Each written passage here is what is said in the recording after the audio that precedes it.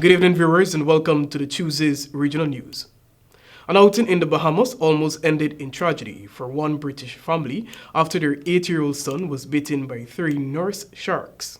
According to reports, Finley Downer, his siblings, and his father went on an excursion to the protected Arbor Compass Cay when the horrific attack happened. Downer, who witnessed the incident, explained that the family was led to believe that the sharks were harmless.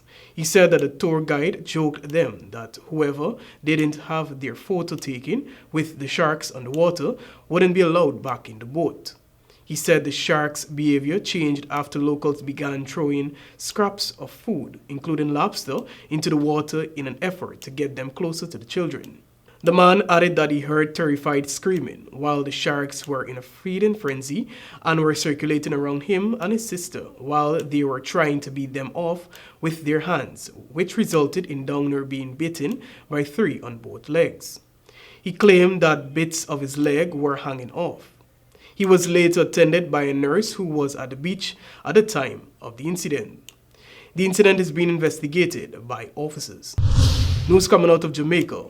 A man was shot dead in front of Dolly's funeral home on Darling Street, Westmoreland, Jamaica, while riding his bike to work on Monday morning.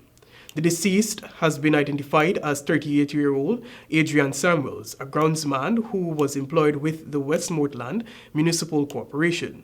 The man's sister, Dahlia Samuels, said that she was at work when she got the news about her brother's death, and that one of her brothers heard several gunshots and said it had to be Samuels because he just rode off his bicycle.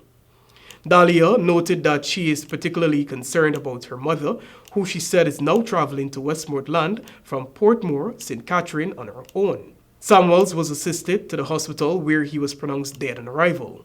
Efforts are being made by the Westmoreland Police Department to ascertain who fired the bullet. And finally, some international news. A third crude tank caught fire and collapsed at Cuba's main oil terminal in Matanzas, according to governor, as an oil spill spread flames from a second tank and caught fire 2 days earlier in the island's biggest oil industry accident in decades. Huge columns of fire rose into the sky as thick smoke darkened the sky as far away as Havana. Explosions rocked the area just before midnight as one tank collapsed and again at noon as another imploded. Reports revealed that 1 firefighter has died and 16 people were missing, all from the explosion at the second storage tank.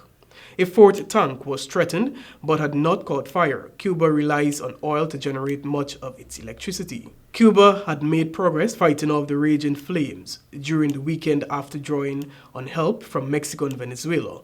But late on Sunday, the fire began spreading from the second tank, which collapsed, said Mario Sabines, governor of the Matanzas province. Matanzas is Cuba's largest port for receiving crude oil and fuel imports.